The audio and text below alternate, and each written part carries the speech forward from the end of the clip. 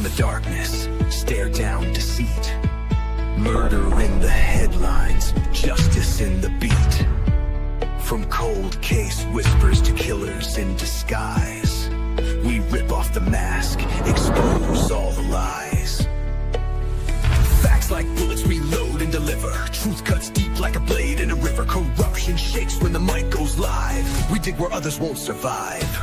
Kings rolling through the smoke. Truth hits hard, no time for a joke. This is 12 Gauge Investigative. Let's jump in. Locked on the case, we investigate. Cold files heat up when we penetrate. The only source you'll ever need. 12 Gauge Investigate. We make them bleed. No games, no censors, just truth. Justice is loud, and we're the sound. This is 12 Gauge Investigative. Pull the trigger on the lies.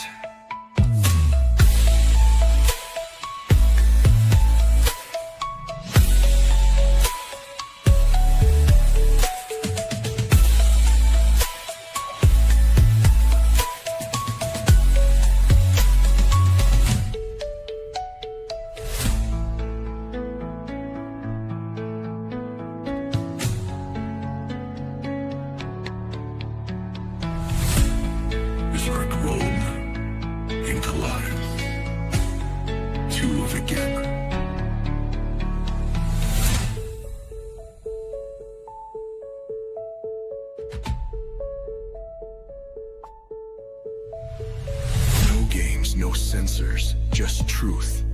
Justice is loud, and we're the sound. This is 12 Gauge Investigative. Pull the trigger on the lies.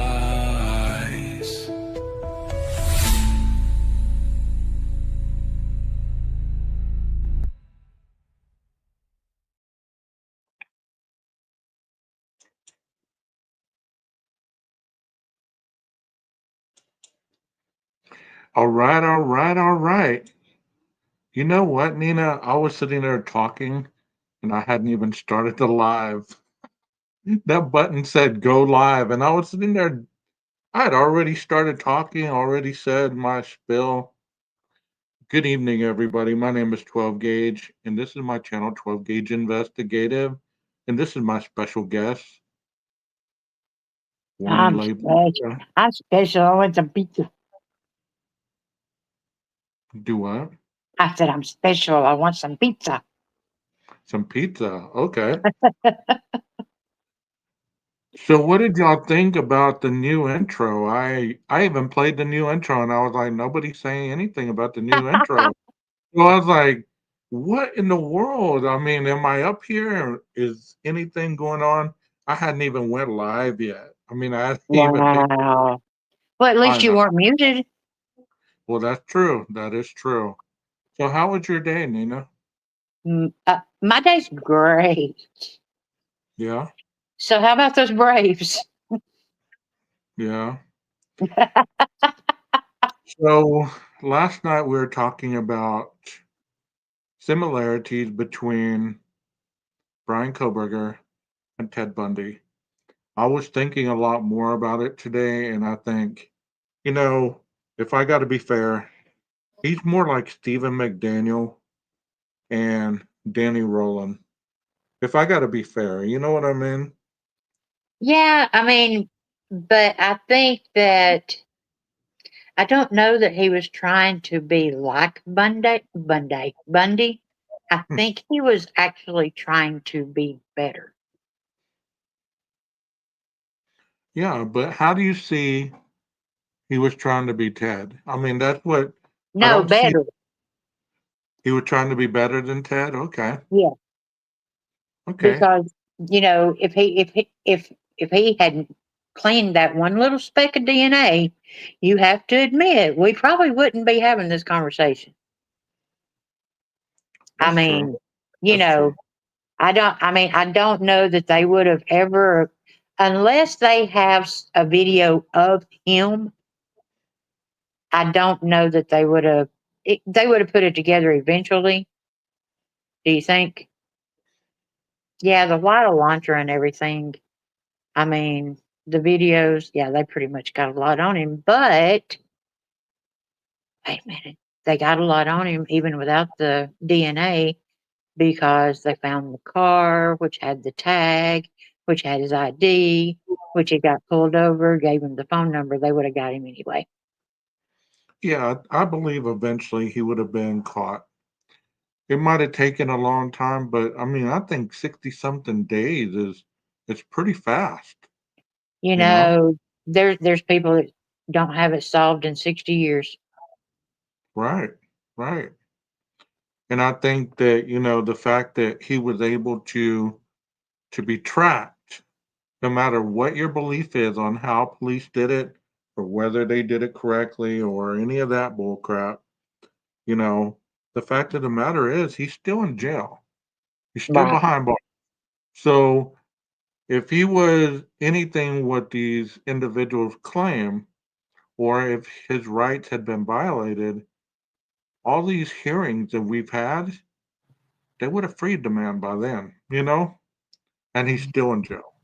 See, that's what I say too, because I mean, I think one night we were having this conversation and we were like, 3 states, there's no telling how many cities, how many counties, Hmm. how many state police, FBI, DEA, CIA, I mean, judges, I mean, all of those went along with it.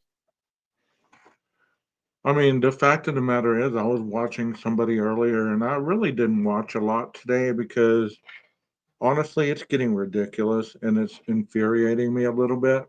Not to the fact that I'm losing my stuff over other people, the level of disrespect, it just out there so hardcore. And I also saw a little snippet of our video on two creators What? panels. Yeah, No. yeah, yeah. We made Pavarotti's and Dago showed What do you mean we made Pavarotti. Pavarotti?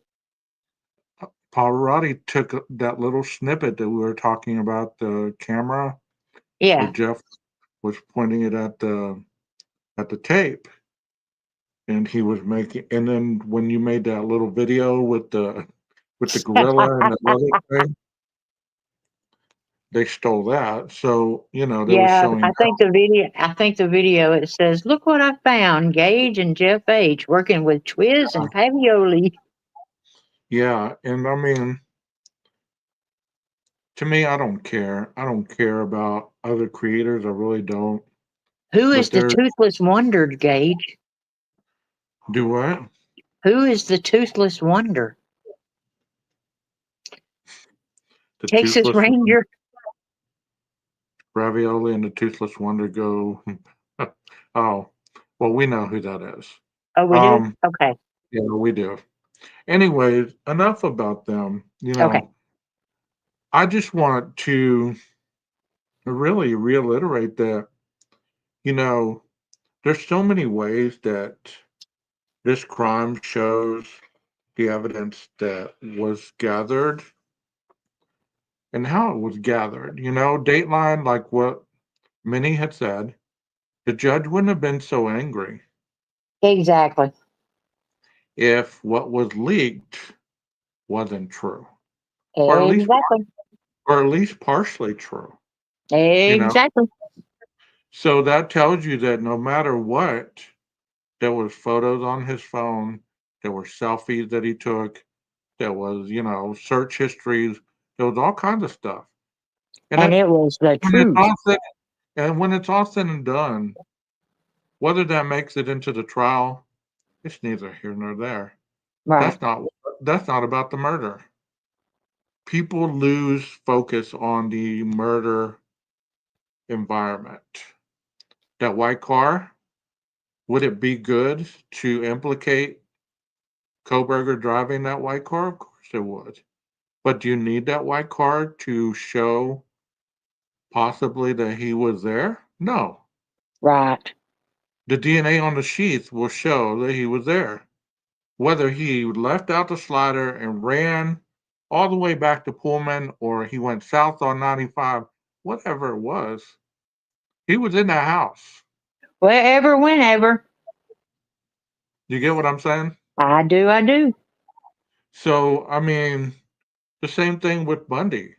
You know, his crimes escalated as they started a certain pattern in his life that obviously he was enjoying. Right, People say, well, why do people kill? They don't have any reason to kill these people. Well, you know what?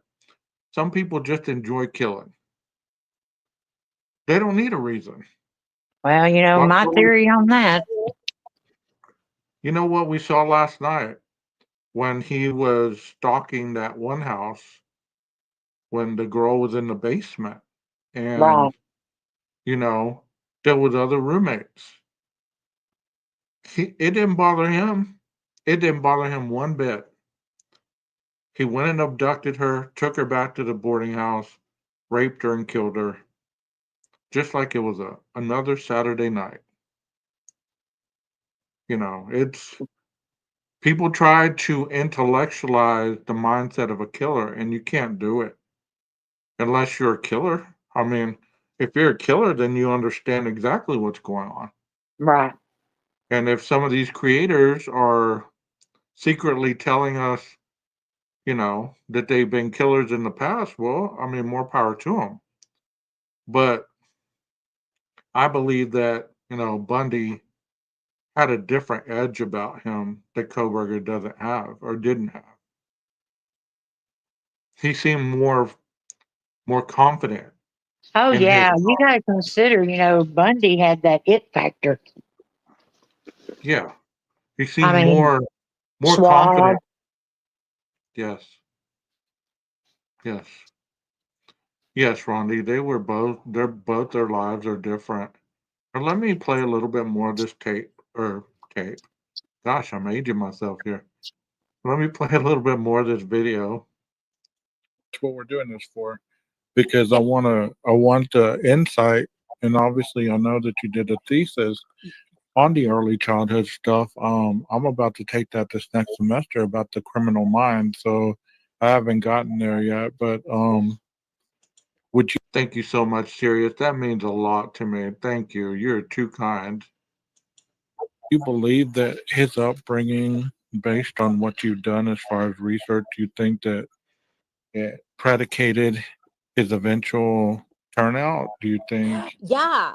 Yeah, I do. Okay. I mean, looking back on things, right? Because I mean, so like for example, so let me give you this nugget and see what you and people in the chat think about this little nugget.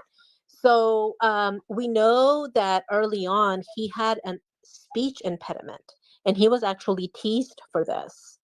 And also, he went to camp. So his parents sent him off to camp. He was middle class. He got to go to camps, but yet at camps he struggled. He struggled. He couldn't tie the knots. He couldn't shoot. He couldn't win any of the races.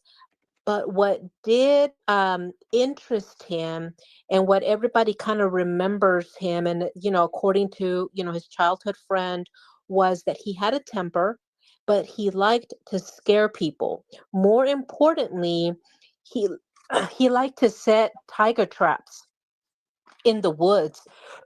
So think about that. Um, and you'll get here too. You guys have heard about this, where they say that sometimes it's all tells it in the childhood if the child can be cruel to animals.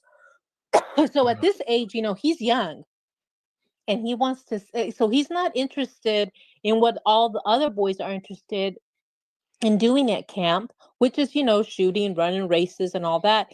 He wants to traps for animals. And in fact, a little girl happened to fall in those traps, and he would put stakes in there. So when the animal Think about that a little bit, Nina. Doesn't that sound like a hunter? Is dang Doesn't sure not a gatherer. doesn't that sound like a hunter? Oh, yeah, Oh, definitely. that's my friend Carla. Um, her and I did this video. But even early on, he was trapping his prey. He wasn't into what other people were into. He was into trapping his prey. So I don't know if Koberger did any of this. Do you have any research that shows either way, Nina? Well, I mean, I have my assumptions and my, just like I said last night that I thought that he was a peeper, based on some of the comments and some of the stuff that's been sent to me, Well, and I don't doubt your theories because you always have something to back them up. So let's hear them. well, I mean, of course, I think he was a peeper. I think that I'll be honest with you, him running up on the hikers coming down the mountain. If the girl was part of that group, which it never says for sure that she was, but I think it's funny that she's talking hiking group and then there's the hiking group. Now he is going up the mountain as they're coming down. And I find that really odd. And I just wonder if he was already watching her. So do you believe that he was scoping out the terrain for future endeavors, or No, do you I think think he he? was watching. I think he was watching her hike with the group. Hmm. I think he was already stalking her. The group, or he was No, I stalking think the the girl? girl that he met at the pool Oh, okay. that Yeah, told because him she about said, told him about yeah, going hiking. yeah, because she was a member of the hiking club, right? Right, and then the next that then I don't know how long it was. It says that the group was coming down the mountain as he Yeah. was going up. It was nighttime, and the Hmm. guy says he recognized each one of us. I And mean, think about that, Nina. If you've only met somebody once and you have to input their names and their faces into your brain, so if you see them again, it's kind of like memorizing things that happen in your life. Because if you don't right, memorize, then you won't, if it happens at a spur of the moment, you won't be able to react with what's needed, such as like normal conversation. So the fact that he memorized those three people says a lot right there.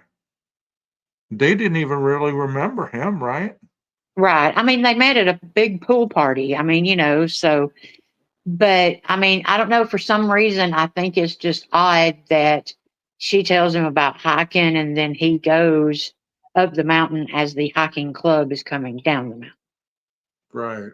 So I mean, I think this, from getting her number and everything as a pool party, that maybe he was already stalking her. And last night when I said that I had another thought, mhm, the maps that I put in the Discord, yes, that's his run in Strava. And so I wanted to know where it started and where it ended. And I'm researching like the in between places, right.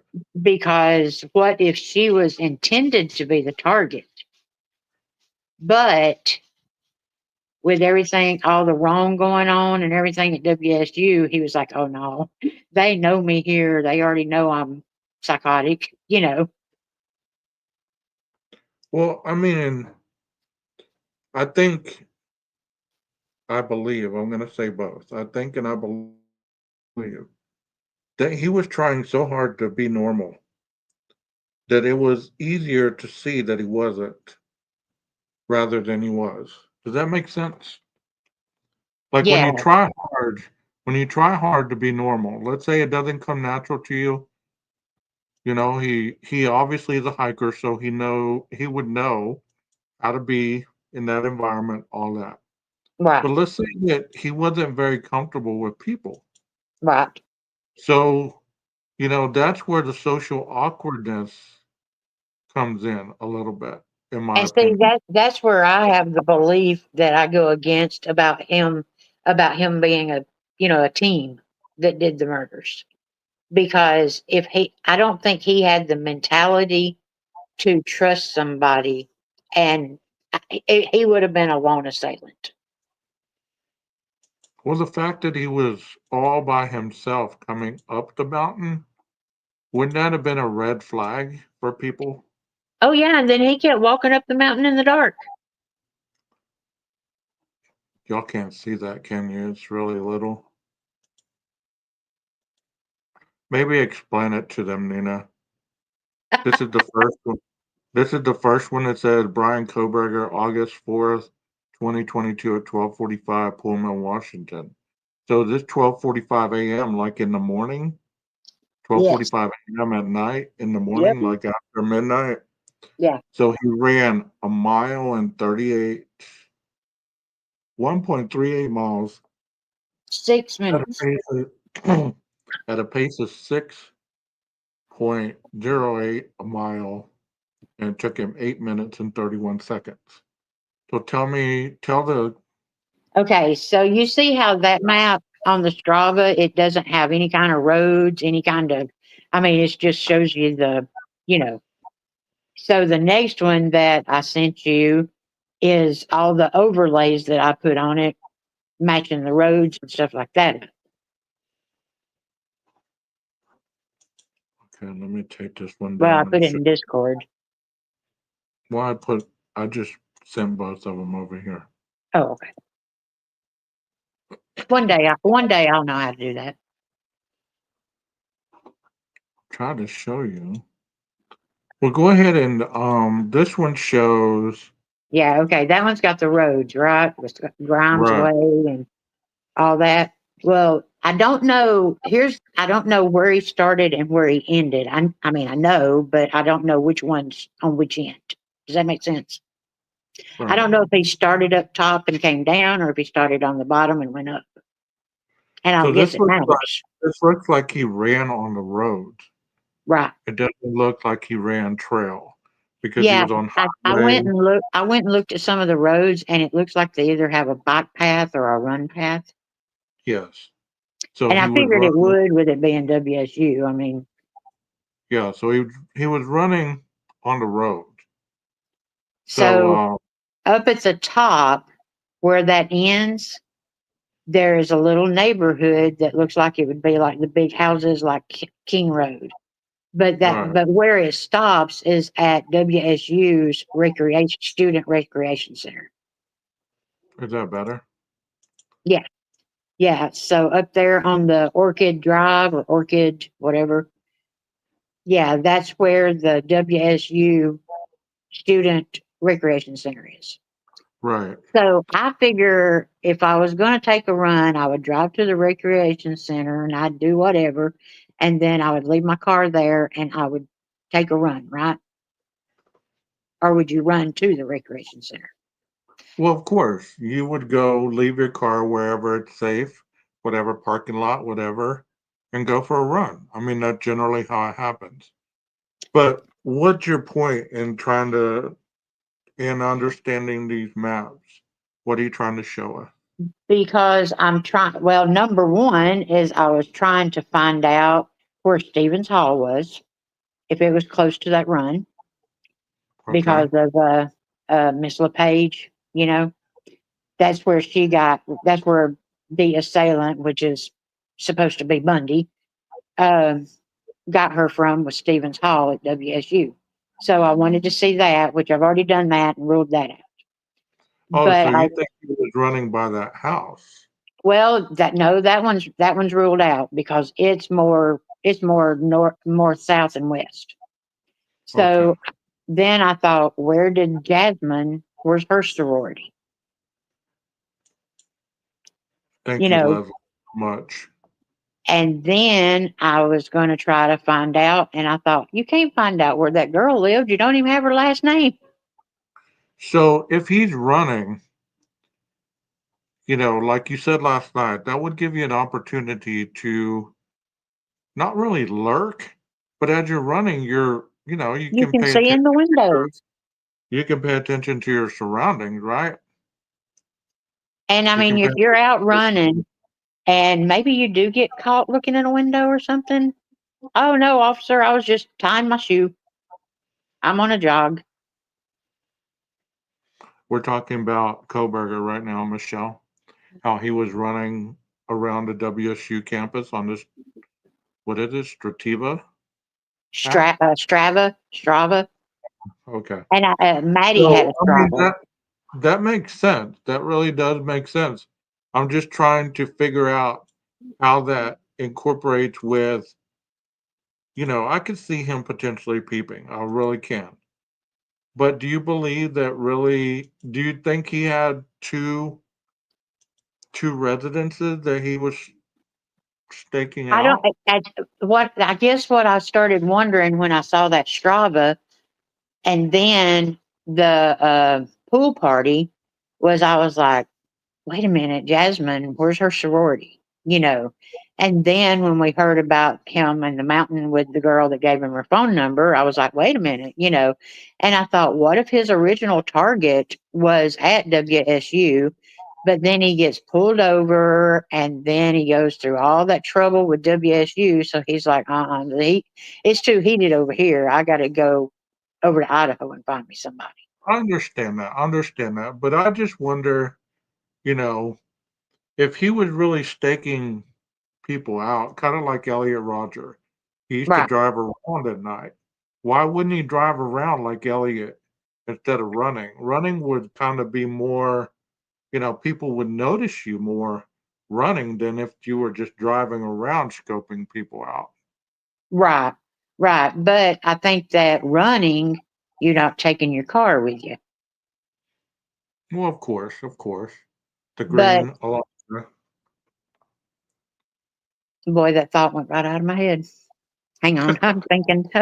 Okay, so um, Let me play a little bit more of this okay, video. Let's get through this video. Fell in there, they were falling to their death, except the little girl fell and ended up like having severe injuries to her legs. So, if we take everything we know now, what is he doing? Now we're just even in this discussion, we know that he's setting traps for women. Right. The trap is, hey, I'm hurt. He's good looking. He's good looking. I'm hurt. Come help me. Charming. Yeah. Because he didn't have, though he was um uh a handsome man. Remember, he doesn't have the confidence to walk up to people and really talk to them in a sense, like, to, hey, come and be with me, you know Right. because Right. we know of, there was only 3 women in his life. We know of Diane, which was the one I just talked about. We know. We really don't know, Leslie. She asked, how do we know he wasn't driving all over? We really don't know unless they got camera footage of the WSU campus and they showed him driving around at night, maybe the phone ping, stuff like that. I mean, that's the only way that I can see that they would be able to track what he was doing. I mean, so him having that app showed me that he took his phone with him when he ran, right, Nina? yeah, he would had to have. Now he's only got that one run because after that was when was doing his 23 times over at Idaho. So there went the jogging. But Right. okay, you know how the girl that he put the cameras in the apartment. Yes. The thing about it was that she burned a cake and she was going to throw it away. And when she came home, somebody had put it in the microwave and moved her stuff around, right? Yes. The car that got broke into at 11:26, all they did was take everything out of her luggage, put her panties in the cup holder, and rearrange everything. They did not steal anything. I remember Is that that not a little like what happened to her apartment? a little bit. Yeah. So, Do you believe he had the capability to break into places? Is that what you're trying to say? well, I mean, I think he had I don't know if her car was locked. I Well, mean, that's, true. and then I But had I mentioned, mean, that's an interesting thought. I didn't think about that, because I do remember that very early on. She did have her car broken into, and then that's when she put up a Ring camera, right? Well, in the interview, she states that she will be getting cameras. Now, can I say that she got them? No, because I've researched every way possible to get it and I can't find it anywhere because it's a personal, you know. But I mean, I have some pictures of 1126 that I've got some stuff circled, that says camera maybe, but that's not, Right. and that's the whole other story of the 1126 camera. But I mean, I just thought that it was really interesting that somebody wanted to take the time just to rearrange her stuff. I mean, to be honest, a lot of these coincidences could have been tied to him or they could not have been tied to him. I mean, maybe it was somebody playing a prank on her. Maybe it wasn't Brian at all. It could have been. It could have been. We don't know. But, the fact that that was done, it does make you wonder, hey, did he have anything to do with that? Or And was he because and maybe that's how he found the house. I mean, be wouldn't it be applicable to think that he was in that neighborhood more than once? So he knew certain houses with weaknesses. As we were talking about before, he would know the houses with the opportunity in order to potentially which ones had their doors secured, which ones had it looked like they didn't have any secure doors, which ones had a slider. Because let's face it, a slider is not going to stop anybody if they really want into your home, right? That's absolutely right. I wouldn't have a slider. No, they're not very safe.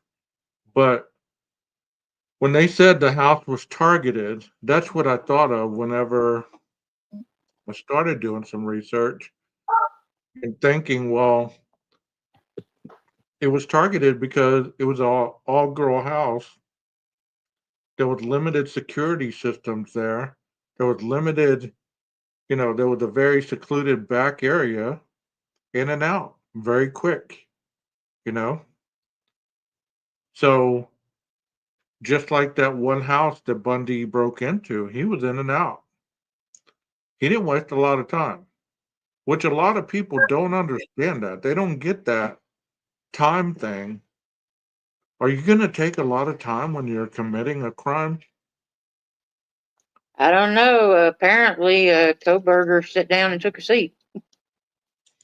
Well, that's not wasting time. I mean, a couple seconds to catch your breath. But what I'm saying is, are you gonna sit there No, and you're going to make sure that every minute is used correctly. right, right. Let's continue to hear what we have to say on Bundy. About Elizabeth, the one he's talking about. That's the one that he almost going to marry. And then the one that ended up, being a fan turned into like his wife. And I believe she even had his child, but, um, that we know of. And for a guy to be, that handsome, he didn't, he didn't have the self-confidence, to Right, have a lot of women in his life, even though he bragged about it. And everything was a smokescreen. Later on, he starts to say, that he has 60% of his friends are females.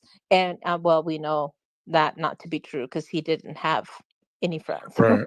But in the early childhood stuff, definitely, there's always something, he had no close friends um in high school or in his younger years. In Well, fact, based on, do you believe, Nina, that, mom was interested in Bundy? Obviously, the family had some kind of attachment to Bundy that we've heard.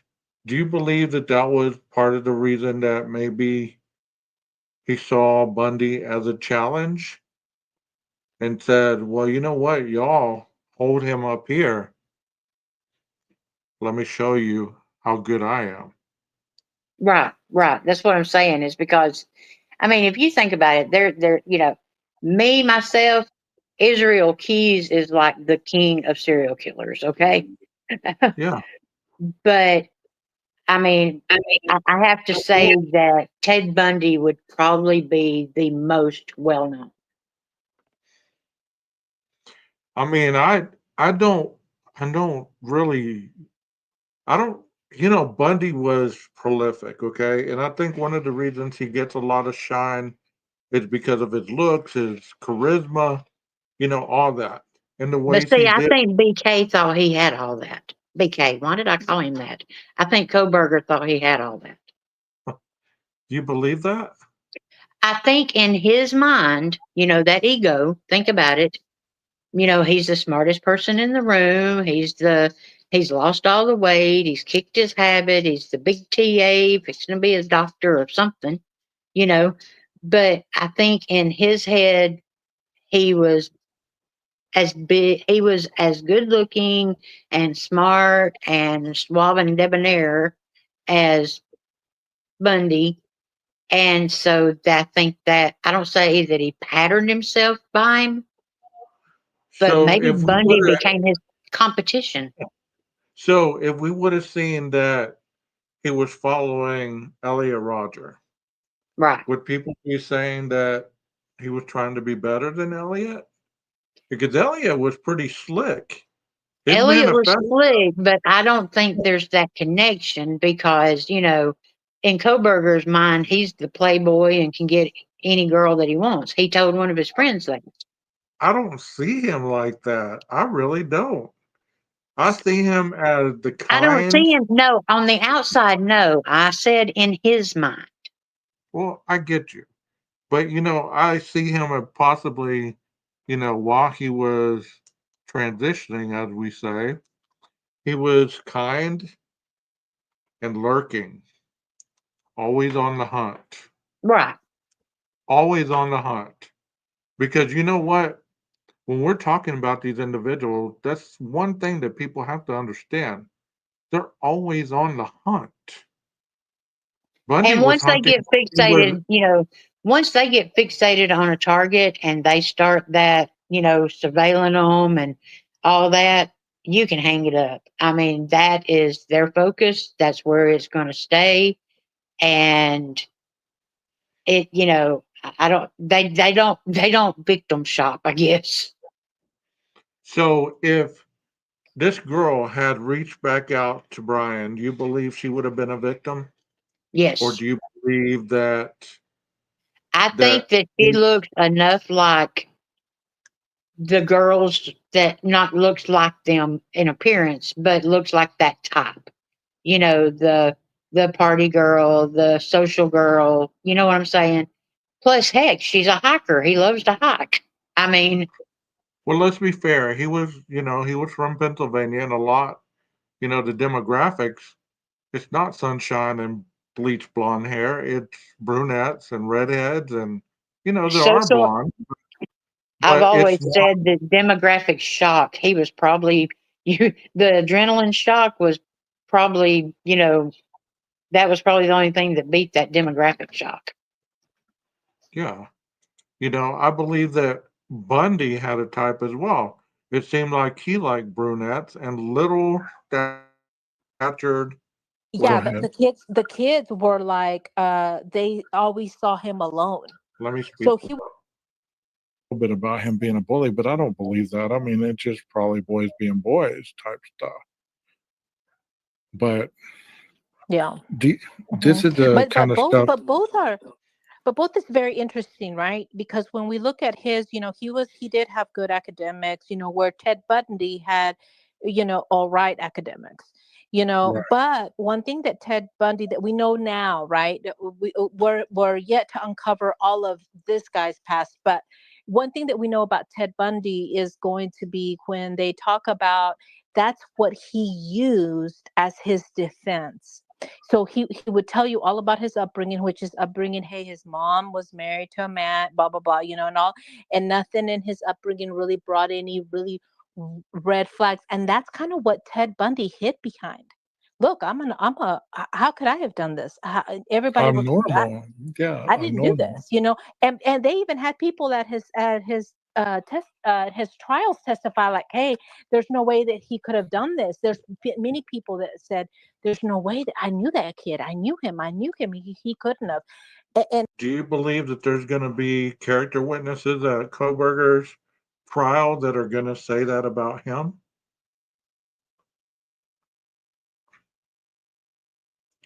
Nina? How about y'all, Chad? Do you believe that Do there's I going to be think that people, Koberger is going to have character witnesses? yes, that are going to No, say, no, no, no, that, no, no, that are going to say, he's a good guy. There's no way he no, could have no, done no, no, that. no, no, no, no. There's no way he's capable of doing that. He was, I he don't was even think. I always, don't even think his family will say that. okay. I believe he'll probably have character witnesses, but not to the extent where they'll focus on him as a person. They might just focus on him as the academic because it seemed like the academic was his identity. The academic person was his identity.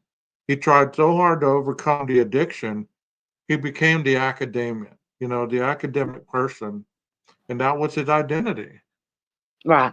Because But I mean, what better way to show off how far you've come than to say, "Well, look at me. I got my bachelor's, I got my master's. Now I'm working towards my PhD." His father was proud of him. He was excited about possibly having a doctor in the family. He would tell everybody he came in contact with. That yeah, became I his mean, identity. I see that. I really do. And I mean, the thing about it is he wasn't, he had already started rebuilding his relationship with his father after their altercation and stuff like that. And so, he was pretty much he was on the right path. Yeah. But I mean, I don't want to say because he was. I can see why people believe that, how did he go from this to that? But it happens. It happens. oh yeah, I You mean, know, for us addicts and stuff like that, after we get clean and everything, our whole obsession then is doing better and straightening out those curves in the roads that we had made. but somebody made a comment earlier about not understanding what an addict goes through or what a criminal minded person really thinks, and I wanted to laugh because I was thinking, you know what? You sure are right. You got in trouble with meth, so you should know exactly what a drug addict feels. But I wasn't being harsh thinking that. I was thinking, whenever you overcome addiction, you never overcome addiction, if that makes sense. You're always one small step from the slope that's going to take you back down. There's so much that you put into place to keep you grounded. But you know what? All it takes is somebody to reject you, somebody to stand you up, somebody to make you feel less than, somebody to argue with you at your career choice, whatever. And you start doubting yourself, and before long, you're back in that mindset of the addict. Oh, I mean, I'll tell anybody we're one bad decision away. Just one. Yeah. That's why I don't that's why I don't understand why it's so easy to go after the individuals who had drug problems and overcame that. The family members. How come you can see that Koberger would be capable of turning his life around, but you can't see that Kara could turn her life around? You can't see that Maddie's dad could turn his life around? You can't see that Maddie's stepmom could turn her life around? No, only Koberger's the only addict that was able to turn his life around.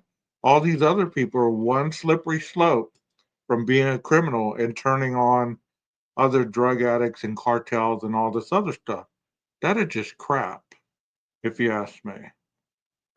What do you think? Yeah, I mean, I totally agree with all that. I mean, because Koberger's the choir boy. Choir boy. I mean, I still have people say, can you prove he was an addict? Well, I have text messages from him to other people saying that he's been clean for 2 years and that he would never use again. And I mean, so that's from his mouth or his fingers from typing it, but you know what I mean? I mean, so are you going to doubt his words? I mean, I didn't make it up. And if you know about heroin, it's not like a recreational drug. It's not like weed. I'm going to go use some heroin today and quit tomorrow and not pick up for a couple days. No, come on. Yeah, I mean, I have to admit, when I found out about the addiction and I found out that he was still in high school and it was heroin, I was like, what? How does that happen? Yeah. I mean, most people don't start off with heroin that young. They really don't. Hell, most people don't start off with meth that young. They really don't. They start off with nicotine, marijuana, possibly some pills. This is going to be where one of the people was found that Bundy killed. Naslund. And 2 months later, after he abducted and killed them, their skeletal remains were found here, somewhere on this kind of service road. They also found one more victim, George Ann Hawkins. She was one of the ones that was abducted from the University of Washington campus. They found her remains right here next to the other two women's skeletal remains as well. So he obviously favored this area as kind of one of his main dumping sites. There's like a little creek down there. So again, our best interpretation of everything we read is that this service road is where the bodies were found.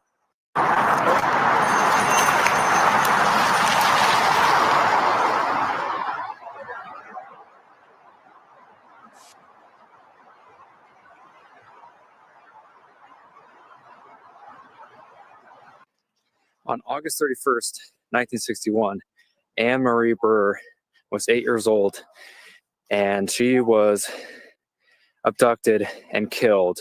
And people think that Ted Bundy was the one who committed the abduction and her murder. There is some speculation that he didn't do it, walking to where little 8-year-old Anne used to live. And her house is located at 3009 14th Street here in Tacoma. And again, Anne's house is only a couple blocks away from University Puget Sound, where Ted Bundy used to attend. And again, it's only about 6 or 7 blocks away from Ted Bundy's second home, where he lived up until he graduated high school. So very, very close proximity to everything. At the time of Anne Burr's abduction, Ted Bundy was only 14 years old at the time. So if Ted Bundy did commit the murder, then this, of course, would have been his first murder, and he was 14 years old. I hope you enjoyed Infamous Crime Location video on Ted Bundy. That was very interesting. I really enjoyed it. What'd y'all think?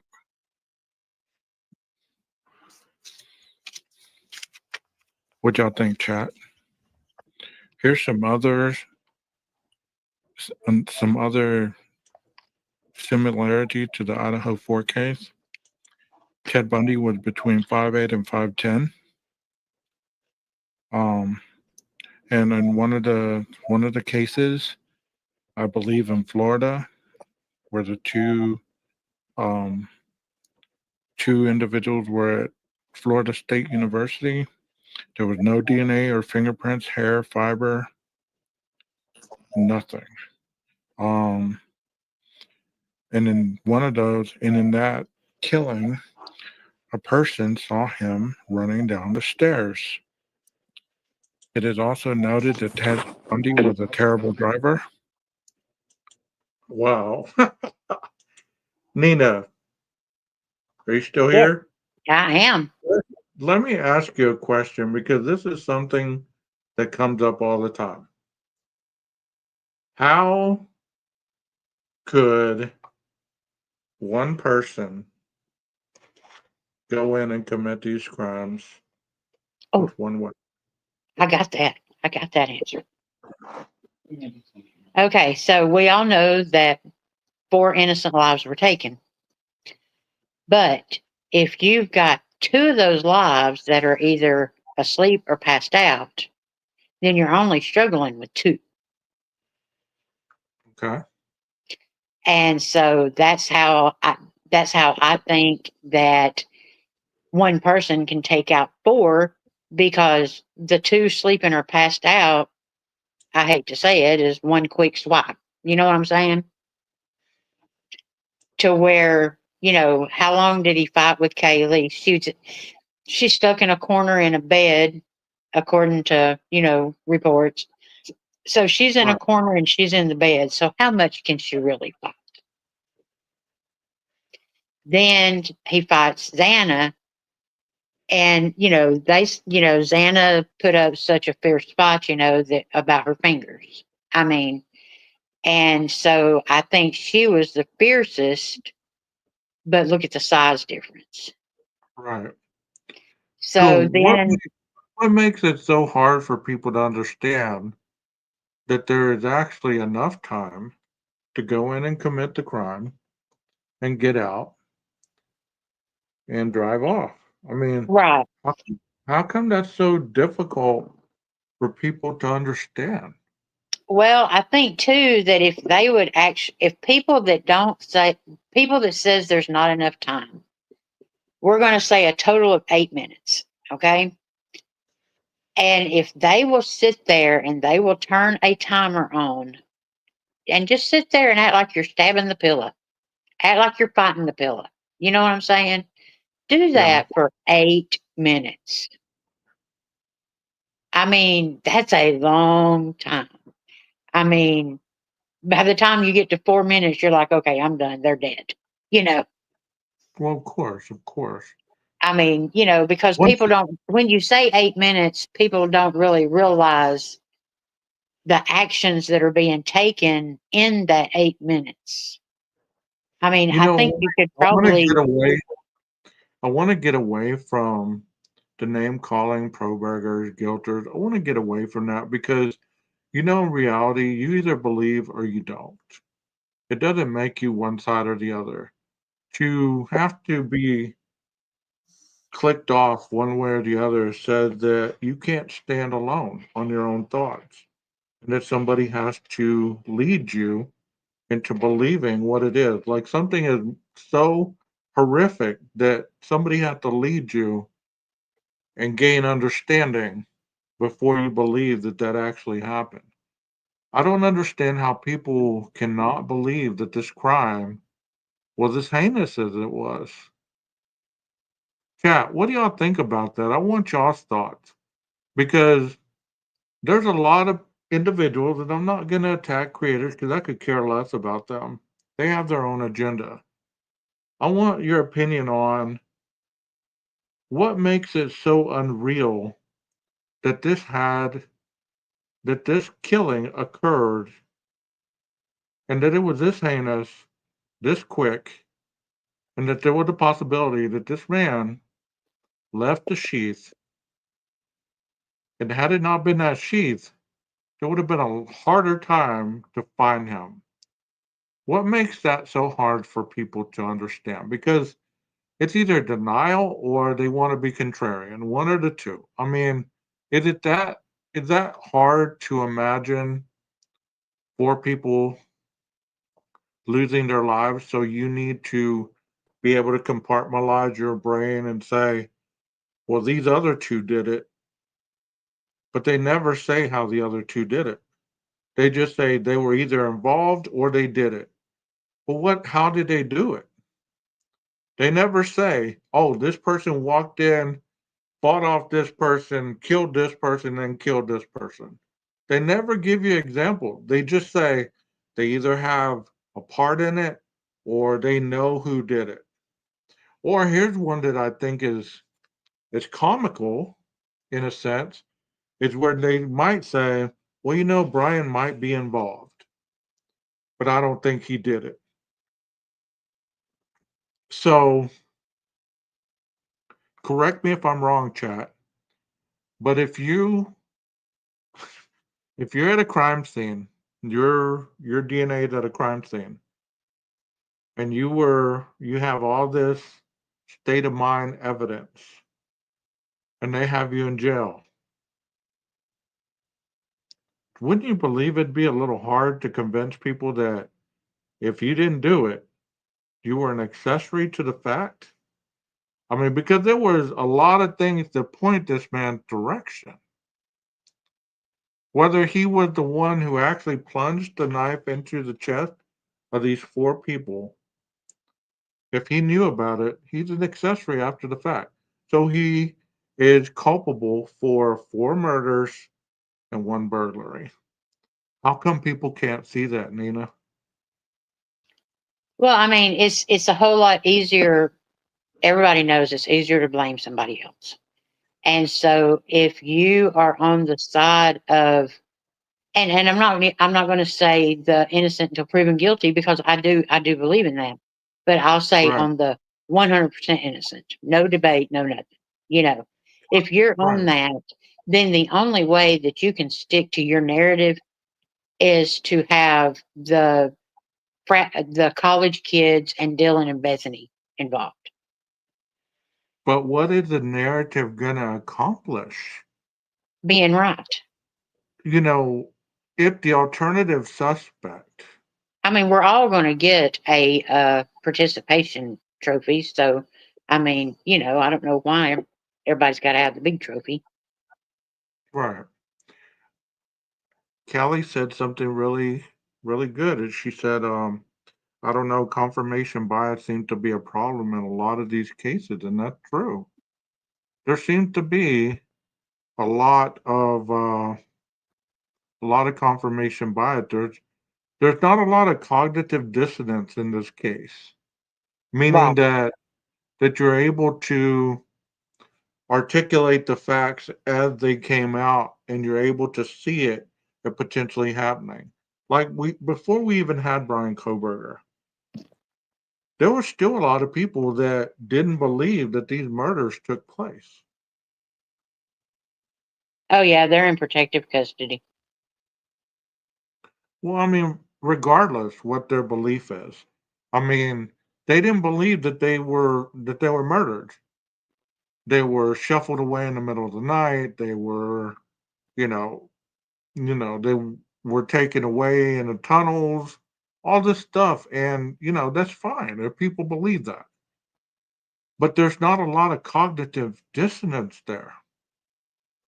You don't have the capability to say, well, you know what, I want to challenge myself to see if possibly they could be piecing together the truth. Right. You know what I mean? Yeah, yeah, totally. I mean, the thing about it is, I mean, I don't see how all of us can't have like the open mindedness, because like I said last night, there's a difference in sitting up here just trying to pick apart everything concerning Coburger. And like what we do is we talk about Bundy, we talk about like the mentality of it and stuff like that.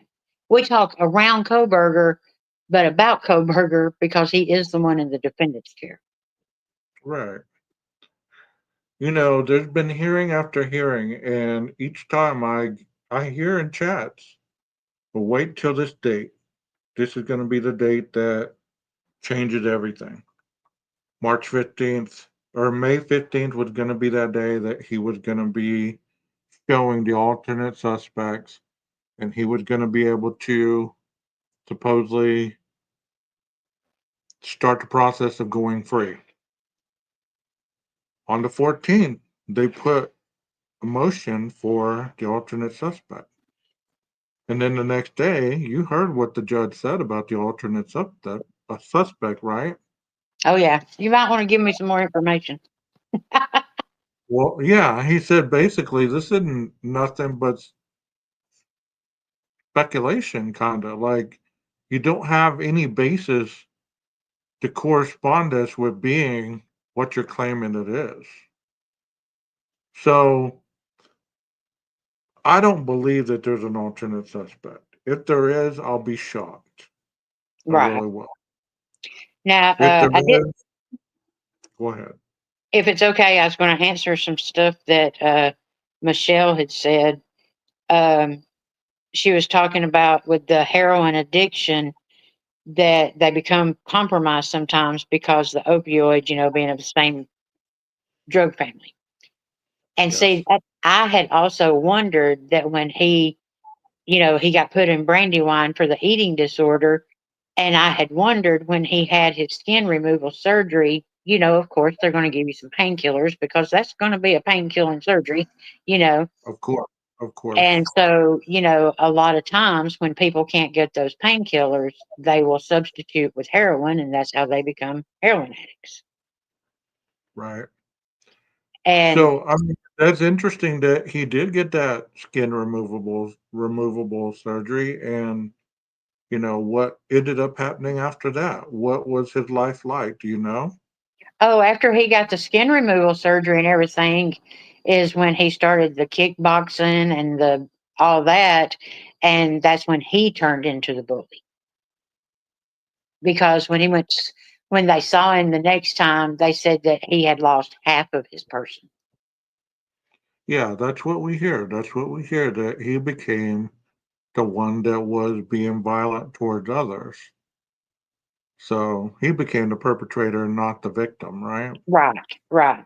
And I mean, it's like I've told you, and I've told the chat before, that the one time that David looked at me and told me I had turned into the abuser, you know, and that hit really hard because you don't think about it, but what happens is just like with him being bullied, now I guess that protectiveness turns around and it's like, okay, I'm gonna do it to y'all before y'all get a chance to do it to me. Right, right. I mean, that's common knowledge, of course, but And most people don't think that deep when it comes to all the issues that people have in their daily living. I believe that he was struggling from a lot, and I yes, spoke on this the other day. Let me see if I can make it a little bigger. They have it as the persecutor, the rescuer, and the victim. Chat, let me know if you can see that pretty good. Um, this is called the trauma bond, and most of you probably know what this is.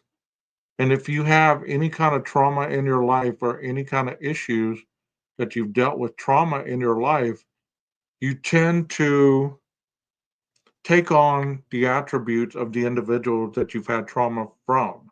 Let's say you have an enabling mother.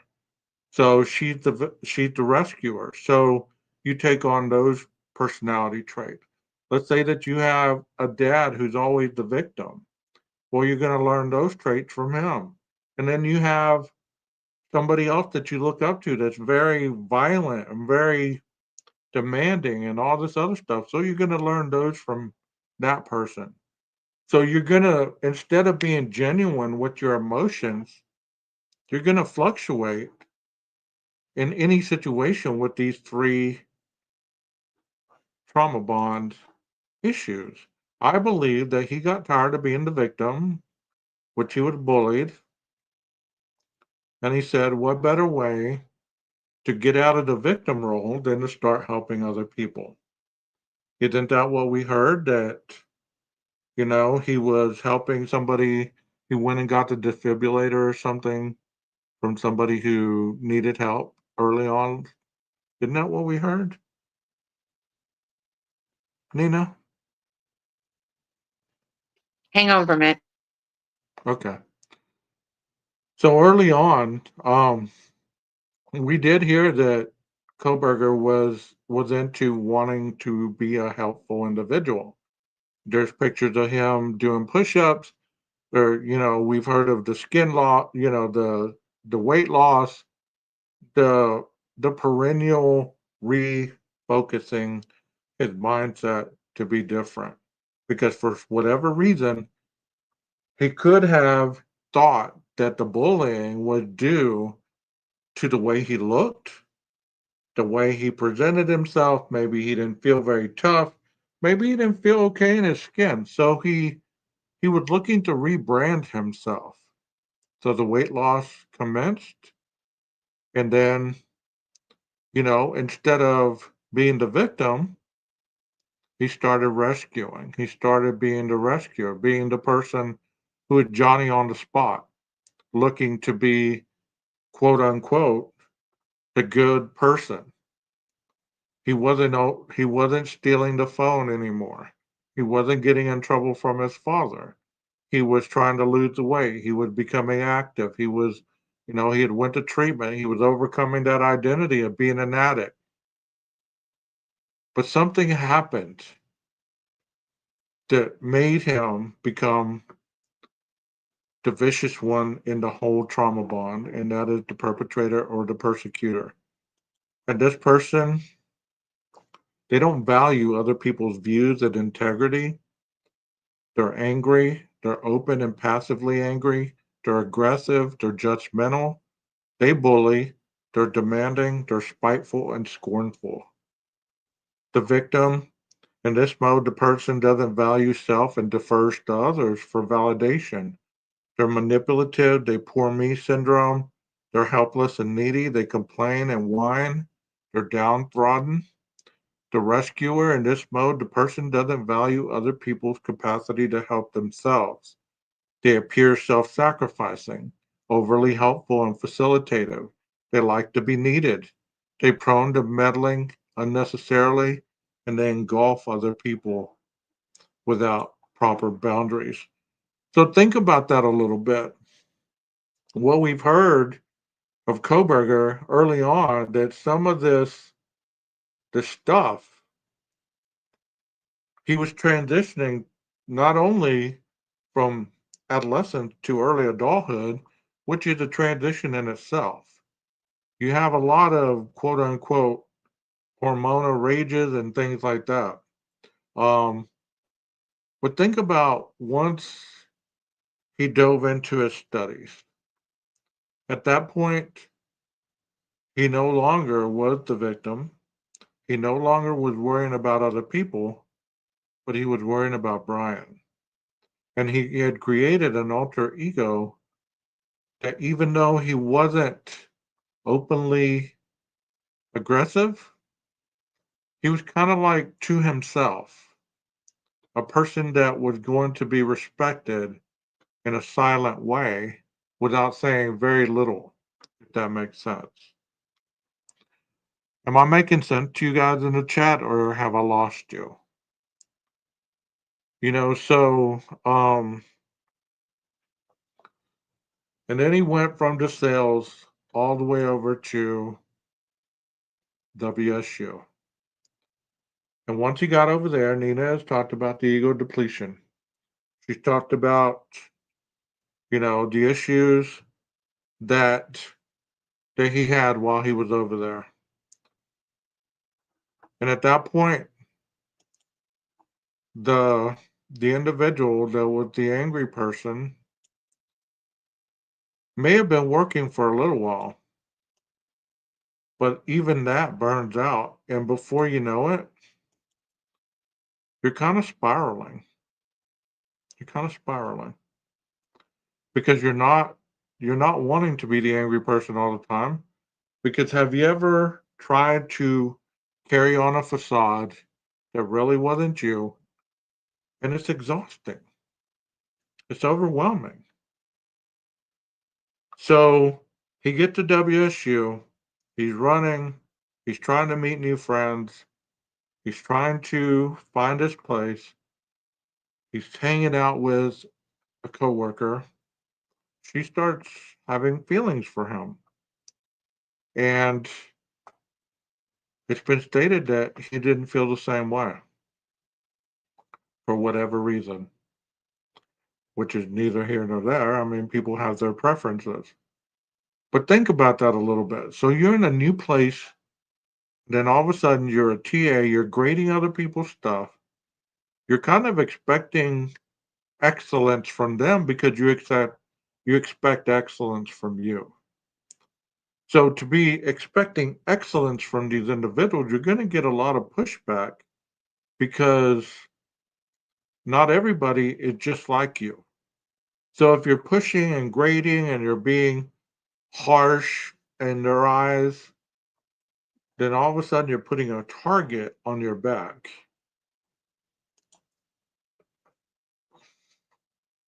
And like I said, his identity is being challenged. He's shuffling probably from one to the other, to the other, to the other, to the other, to the other. And if you're the perpetrator, you're anxious, you're angry, you're frustrated, you're overwhelmed, you're the rescuer. The same thing. You get tired of being used. And the victim, you get tired, there's the depression. You get tired of those feelings, so what do? You either find a way to work through them or you relapse. I don't know if he relapsed or not, but if he did, even just on marijuana, very, very plausible, that he could have relapsed on marijuana, which it isn't a crime. But even if he relapsed on marijuana or he was drinking a little bit, still your mind is not calm. You're not in a sense of calmness, so you're all over the place and you're trying to fit into your comfort zone, your routine. So you get invited to a pool party and you meet a girl. You meet some guys. And let's say that you're sociable enough to interact with people. It's not like he was not able to interact with people. So he gets the number. He's interacting. It said that he was bothering a married woman and another woman, that the husband came over. He misread the cues. They went into the pool. He followed them. I mean, I could see that. You know, possibly he didn't understand boundaries because this reinvention taught him that I can have what I want without consequence. It had nothing to do with looks, had nothing to do with anything but intellect and his status at WSU. He was a TA. Had many people hold on to this PhD stuff. Well, I'm sure he did too. His dad was always referring to him as Dr. Christopher Cobberger, Brian Christopher Cobberger. So, I mean, if your father refers to you like that, aren't you going to think, well, damn, I'm a little better than these peons? How dare you? You don't know who I am? And what are some easy ways to not really stalk, but keep an eye on people that you want to know about? Like Michelle said, social media. Welcome back, Nena. Thank you. Thank you. So, did you hear anything that I said? Yeah. Yeah. I've been listening. Uh-oh, my doggy. He was coughing. Sorry. So, what do you think about what I've said? Um, well, I mean, as far as like, I think somebody said something about, that he was trying to be what his parents wanted him to be and stuff like that. But I mean, I don't know. I'm sort of lost right now. So I mean, because in order to understand somebody, we need to humanize them. Even as little as we have to go on this person, we still need to humanize him because we humanize the victim, so we need to humanize him. And by no means am I excusing what he potentially could have done, but he still needs to be humanized. Does that make sense? yeah, I mean, I think that's one of the things that I credit to you about as far as the research that I've done on Coburger is because when I first started coming into your lives, you challenged everybody to get to know him as more than a perpetrator. And I guess I took that a little a little to the extreme. But doesn't everybody deserve that, Nina? Even if, I mean, Bundy deserved it, Danny Rowland, all of them deserve it. It doesn't mean you're excusing what they did or okay with them being who they became, but it's Right. still, you still need to understand them as a person because otherwise you're just going to go off on what other people perception of them is. Well, yeah, and I mean, you've heard me say several times that from the research I've done, we're talking the 13 to 16-year-old Coburger, you really want to just hug him and say, it's going to be okay. You're stronger than your storm. Just chill out. Now, would I give you 2 cents for this today? No. Right. I don't believe a lot of people, if they really knew him, if they really got to know the real him, would be okay with giving him a pass, saying, well, it's okay. You had a tough childhood. It's all right. It's all right that you did what you did. I understand it. No, there's no pass. But it doesn't mean that we crucify the individual just because we don't really understand them. Like he was a social outcast according to a lot of people. So a social outcast means that this individual wasn't able to read the room, you know? Right. Wasn't able to read the room. Yeah. I mean, the social awkwardness, and that's I saw the chat, where people was like, I don't think he thought he was this and this, and I don't mean he thought it as far as his reaction with people. I think he knew of the awkwardness, but I'm saying that ego in his head was telling him that he was everything Bundy wasn't better. Well, just like we heard Carla talk about Bundy embellishing all the things that he did, which he didn't do any of those things. Right. You know? Oh, happy birthday, PKC. Happy birthday, PKC. Sorry. It's okay. I mean, it's an interesting phenomenon, and that's one of the reasons that I enjoy talking about it, not because I want to see somebody potentially, you know, sent before But the death penalty. if you think about it, Gage, we can sort of kind of empathize. I'm not going to empathize with the killer, but we can empathize with that not being understood. Okay. Just like we don't understand how somebody can get the mentality to go in there and kill 4 people. Well, other people can't understand how I can stay strung out on meth for 16 years and not just quit when I want to. See what I'm saying? I do understand how somebody can go in there and just take out 4 people. I mean, it's not that difficult to think about. I mean, when you've been in the pits of hell of your addiction, life is not anything to, it's not a competition, it's not a challenge, It's like getting out of my addiction was the challenge. I could not get out of that. So Well, I living mean, life, having it, to, if I flipped and went on the other end and I was, stalking somebody or whatever and ended up doing what he did, it wouldn't be nothing to be able to do that because at that point, what do you got to lose? You've been at the bottom of the barrel. You've right, been but down. there you go. There's the key right there. That's the key to every bit of this.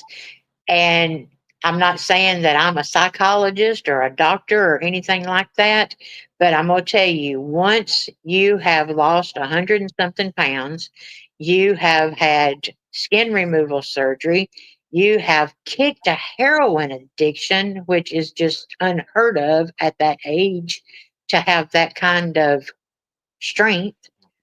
And look, all this stuff I'm saying, kudos to him because I'm going to tell you, he overcome so much that Yeah. would have just stumped anybody else. So I totally 100%. But here's the problem with it, is we go back to that ego. Once you've kicked all that and you're the kickboxer and you're the runner and you're the lean mean machine and all that, and you're the smartest person in the room, and look at your hair, it's a flowing, and you can button your top button and write a correct 5, hey, we're in good shape, you know. And but what happens when all that tumbles? Because it's not a stable foundation in a lot of recovering addicts' mindsets. It's not stable. To a lot of people, they get sober for different reasons. And they very seldom put that cornerstone and build from that cornerstone of stability. They always build very fast, and they build that house on quicksand rather than solid rock. And I Right. believe that that's what he did is like, life was going really fast. He was in school for a long time, right? Oh God, yeah. So he was But going. Texas says that he was off before he got addicted. Well, I mean, I totally 100% agree with that, because addiction and the drugs and the alcohol is not the problem. You are the problem. Right. So, I think I've heard, I think I've said it and you've said it. I didn't do drugs to tolerate people around me. I did drugs to tolerate me. Exactly. I didn't wake up to get high to be able to be with you. I got high to be with me. In order to be with me, I had to be high, Exactly. drunk. Thank you. That's what I'm saying. No. But what happens when you do all this accomplishing and everything, and you become, I am woman, hear me roar, or I am man, whatever. Uh, and then within 2 months, it's all falling at your feet, and you've lost it all. And now you may as well just be that person you were back then. So fuck it, I'm gonna go do it. And um, the staying up late at night, that is a corresponding factor of a recovering person, whether they're back on the wagon or whether they're struggling not to fall. A Oh lot of yeah, times, 100%. staying up, cleaning, staying up, keeping your mind busy is a way to take your mind off getting high, going and doing what you don't want to do. I mean, let's say those 5 times that he circled the King Road or Queen Road apartments. Let's say it took him 5 times to get the gumption to say, okay, this is the last time I'm going to do it for reals. Why didn't he just do it once? How come he did the 3-point turn, went around, took his time, all this stuff? If he's the one, how come it took him that long to get his gumption? If he was hell bent on doing it would have just taken him the first time. I would have drove up there, dropped, got out of the car, went and did whatever, jumped in, took off. There wouldn't have been no 5 times around that damn apartment building. There wouldn't have been the 3-point turn. There wouldn't have been any of that. It would have been in and out. I'm gone. Sayonara. That makes But sense? what if he was riding around fighting with himself? Well, that's what I'm saying. Yeah. He's having that internal battle where he's like, don't do it, Brian. Look at all that you have going on. But yeah, I'm messing up. My professor's about to fire me, blah, blah, blah. All this back and forth, those voices. And you give in to that demon, and it's an awful place to be. What wolf are you going to feed? You're going to feed one of them. Yeah, I mean, I just saw what Texas wrote. I mean, that's true. I'm just saying that, I wouldn't have had to do the 5 times. If I'm going to do it, I'm going to make up my mind in my house. I'm going to say, okay, well, I'm going. Let's roll. Let's go do this. Let's do this right here, because you just said when I leave my house, right? Have you ever wondered why? Why did you leave your house at 2:40 something a.m.? Why that time? Okay, fine. You knew you was going to do it, but what made you get up and leave your house? Who said he was asleep? Maybe he was already up. No, but what I'm saying is, what makes you jump out of that chair to go do it at that time? Why at that time? The same thing as why am I going to go get Why am I going to some buy some rocks? meth? Yeah, okay. Why am I going to go across town and get me some rocks to go get high? But what if he had already been in town that whole night watching all of the stuff going on, and he had left his phone at home, and maybe he Why went would back you, to get his why would phone you go back? Why would you go back though? That's a lot of because driving. because he knows when he leaves that house that he's going down in all that country area to where he may not know the turn, and he's going to get lost and end up in Montana somewhere. I don't know. I believe that there's a lot of driving in that way. I believe that he left his house, just like they say. He probably was looking at their social media, saw the pictures, said, "Okay, she's back in town. How am I going to hurt this one? By killing this one." Hmm. Oh, that's a PKC. That's a thought, because Twitch was streaming it. I wonder if he wasn't watching the grub truck. Very good. Very good. Yeah, that has never even crossed my mind. The only thing that's crossed my mind about the grub truck was, what if he was already in town? Walt says Brian is the Galileo Pullman. Galileo, Galileo, Marcifico. Oh, oh, oh. You know that song? No, I do not. Bo, what's it called? Bohemian Rhapsody? Okay, yeah, I know that song. Yeah. I mean, I believe he was already up. He was probably up. And there's a reason why he chose that night. He Oh, chose and that night Michelle. because Sorry, go ahead. Kaylee was back. Kaylee was Right. back. Maddie See, was I going don't to know be there. about that, because, see, I think that, okay, maybe he knew she was back and didn't expect her to be in the bed. I don't You know what think I'm he saying? expected her to be in the bed. Right. That's why she had the wound that didn't match the others, you know? Oh, yes, that's a good one too, because the gouges, the whatever, the different wounds and all this. I mean, I can't, I don't know how to express it, but if you're laying there asleep, that knife wound is going to be different than if you're moving around and fighting.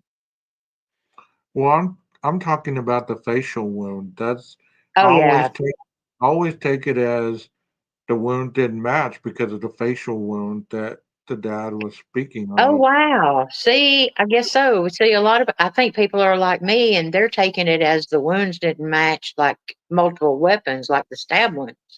No, the Oh wound didn't wow. match I hadn't because even.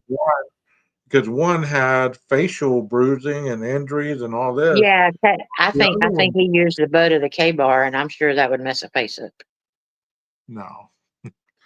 As much as that would make Jeff happy, I don't know. That'd be You think hard. he did it with his fist?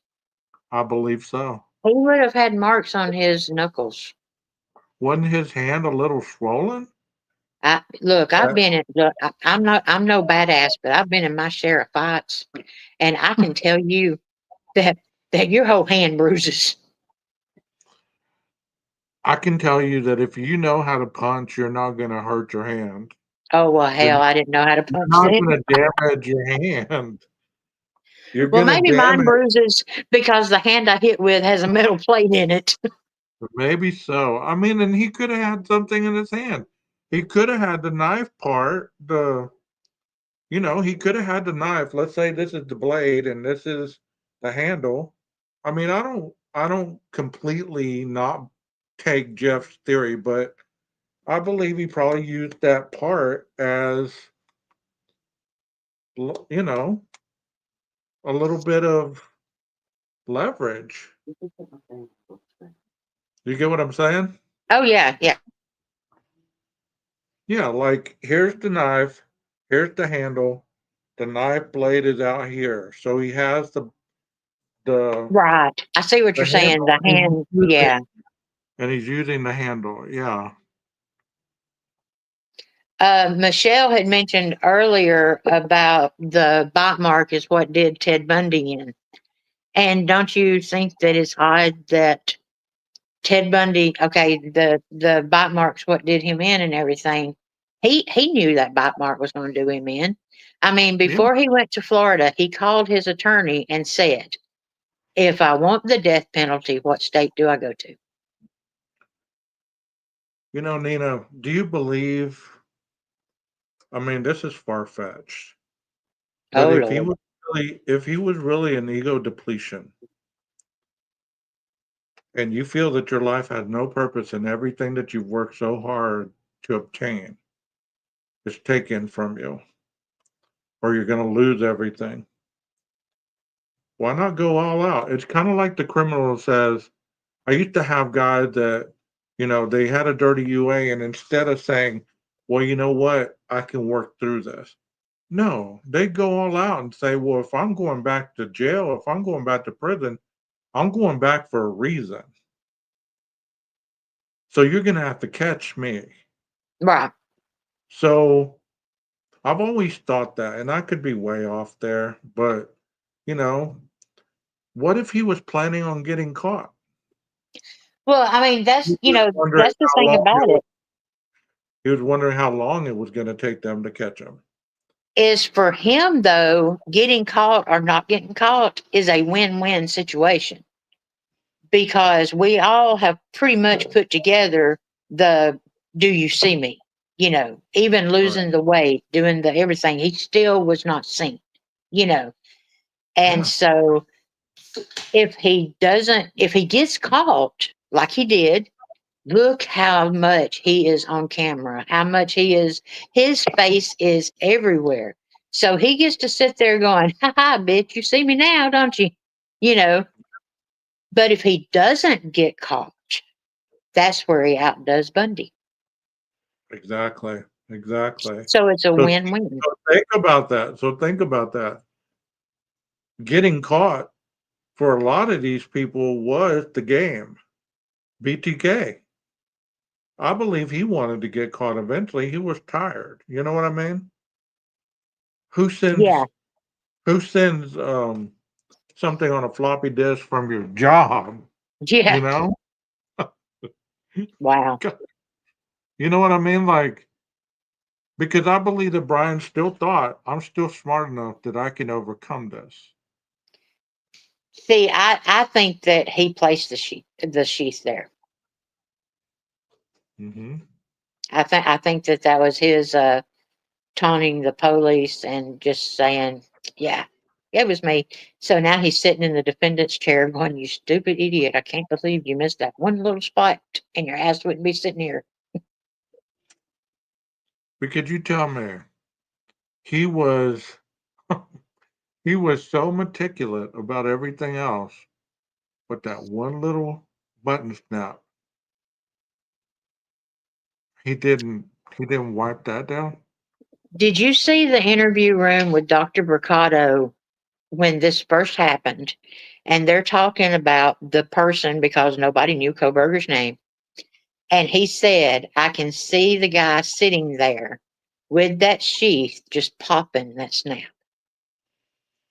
Yeah. just popping it, snapping it, popping it, snapping it, and that and that was so profound once I did the research on Coburger and everything, because I can see him sitting there at night flipping that snap and closing it.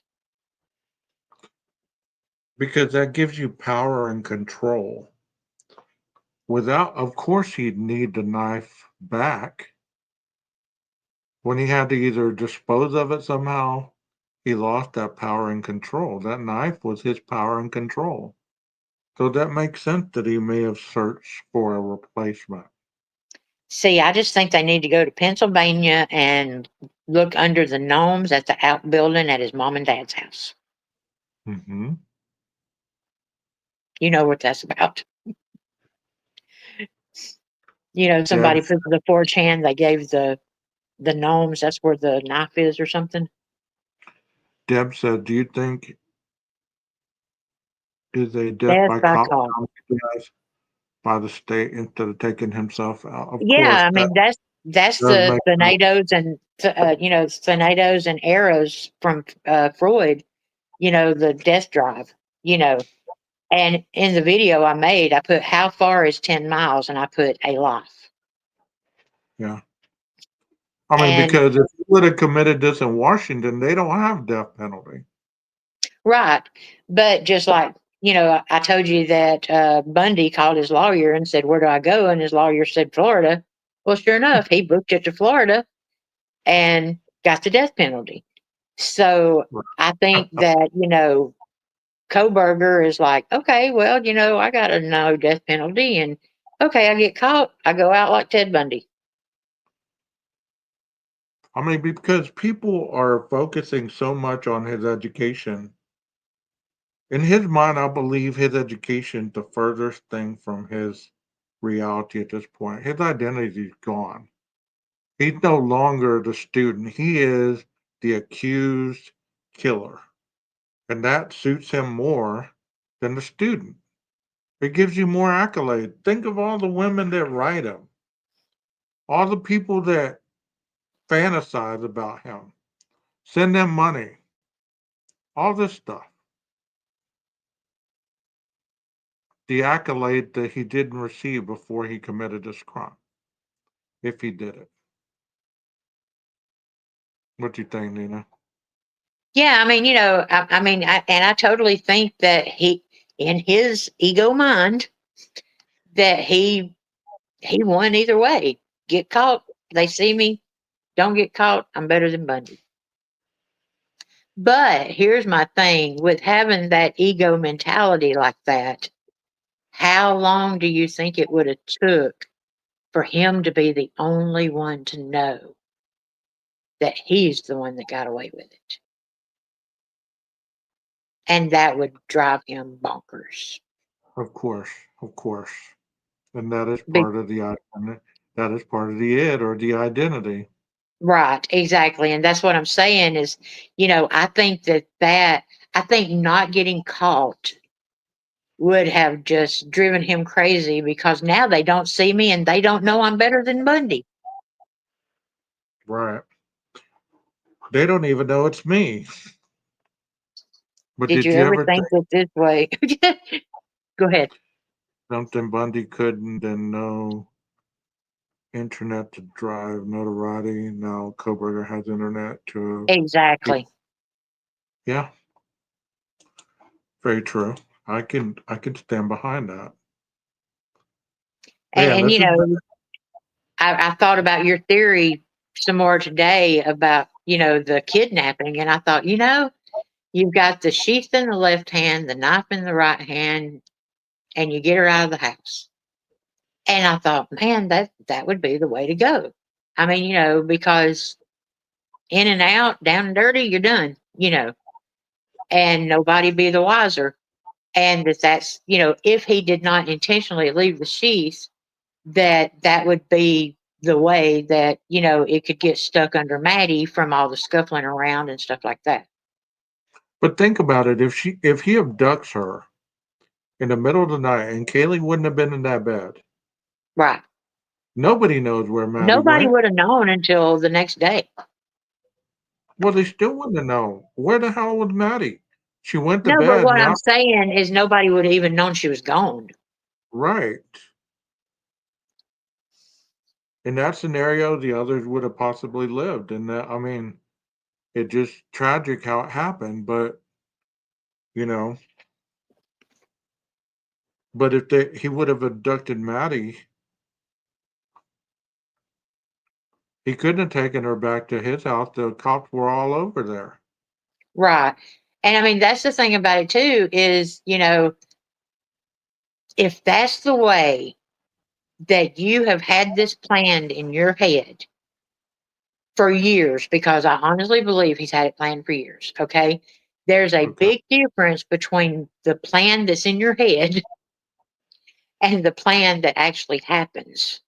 There's Oh, of a course. huge difference, And Of course. so, can you imagine the sitting and flipping that snap and doing, oh, this is what I'm going to do, planning it, getting it all set up and everything. And then you get there and there's somebody in the bed with her? Man, that would have just threw him completely for a loop. I mean, I see why why her wound would have been a lot more vicious than Maddie's. He was mad because she was in the bed. That makes a lot of sense to me.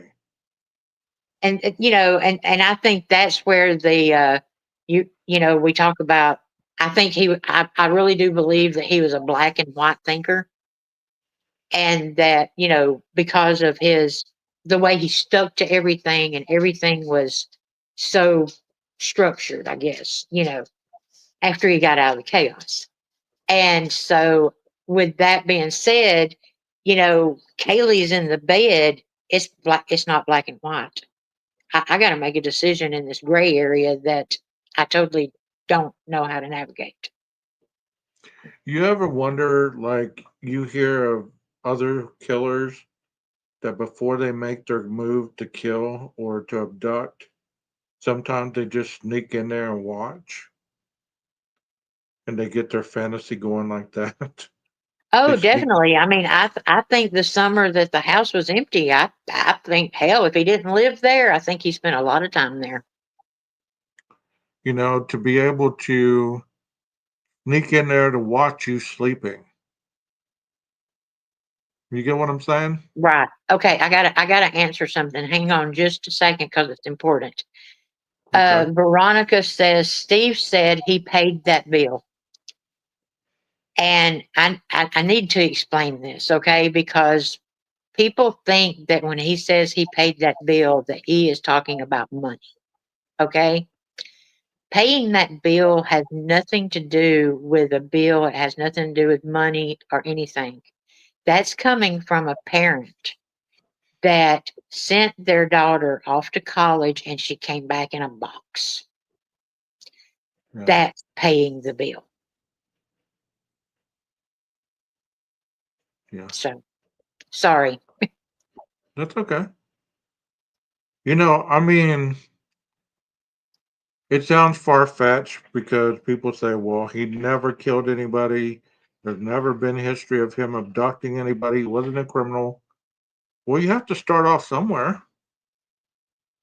Hell, who was it that we were watching the other day and he picked a what, 10-year-old girl and abducted her and went and raped her and killed her? Rodney Alcala. You start somewhere. It's not like you say, well, I'm going to build up to be a killer. I'm going to just take it slow. It doesn't happen that way. It doesn't happen that way. Okay, somebody says, Jeff, that's definitely a possibility. What did Jeff say? Jeff H. Is he in here? Mm-hmm. I He's saw him making. earlier. I think he's driving. Welcome, Jeff. Veronica, welcome. I've never seen you in here before. Thank you for being in here. Michelle, how are you doing tonight? Got a lot of new chatters. CeeLo, thank you for being here. A lot of you individuals that are here. Scarlett O'Hara, Harlot O'Scara, Jeff, Scarlett O'Hara. It's Scarlet O'Scara. I know. I'm That is getting tired. Harlot, not Scarlet. Yeah, Scarlett. I'm doing pretty good. I'm getting called. I'm getting a little tired. I finally got off call and that, the week on call, I feel like a zombie. Like, I don't sleep as soundly as I would because you're anticipating that damn phone to ring. I don't know if anybody else can attest to that, but it's not a good feeling. So after you're on call, you're just exhausted. But Nina, I've enjoyed this. I've enjoyed this immensely. Hopefully, I talked to some people today that hopefully we'll have some guests come join us one night in the near Oh, yay. future. All right. Yay. There is a guy on TikTok that I'm trying to get. And if you can get him, you need to get him. And it's the Ferrara guy that gave the interview that he was his partner at the sales on a project. And he has a Okay. TikTok, and his last name, it is Psychological Sleuther or something like that. That's his thing. Why don't you And, work on Why don't you huh? work on that? Okay. Well, I've You're the already been working on it, but you're the tech you're the I get TikTok frustrated. you're the TikToker. Hey everybody, thank you so much for being here tonight. We appreciate your comments. We appreciate your kindness, and those of you that gave super chat tonight, thank you so much. It's not expected, but always appreciated. It's just awesome to see you guys in here, especially this late at night. I Yeah. am gonna play my intro once again. I'm proud of it. So You need next time you cue the maestro, you ought to play that when I made you for the maestro. of Hey, course. Veronica said, but none of this proves he was there and killed these people. And the thing about it is, I don't think that we can't prove that he did it. We can't prove either way. We can only have opinions on it because number one, I wasn't there and I don't want to be there. Um, Right. but I don't think that the agenda over here is as much prove he did it as much as try to understand it. Yeah, we're not trying to prove he did it or didn't do it. Nina, why don't you stick around and watch this? Y'all tell me what you think. Is it a keeper?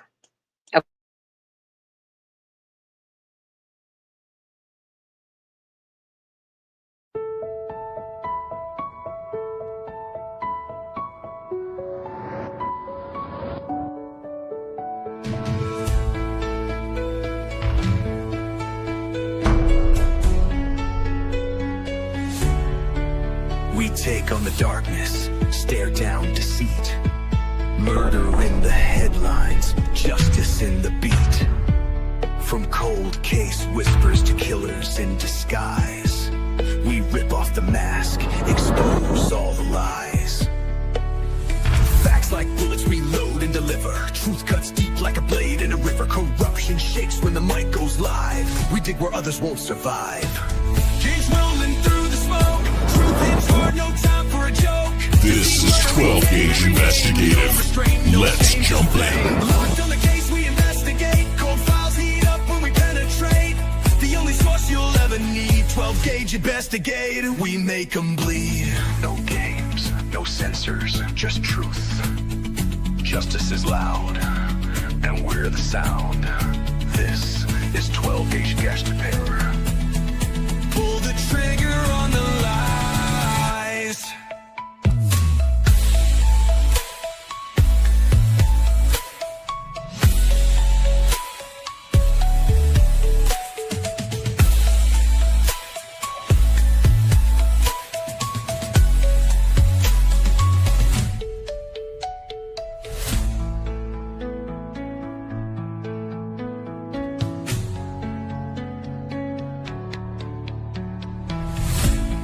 Is Rick Rome in Collide?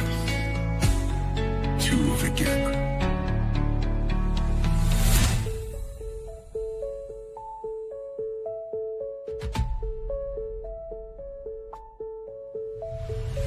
No games, no censors, just truth. Justice is loud, and we're the sound. This is 12 Gauge Investigator. Pull the trigger on the lies.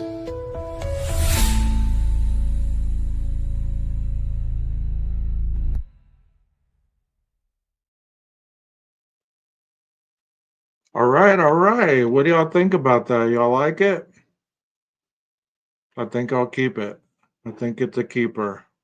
Y'all have a beautiful night. Stay safe out there. And I'll see you again soon. I'm out.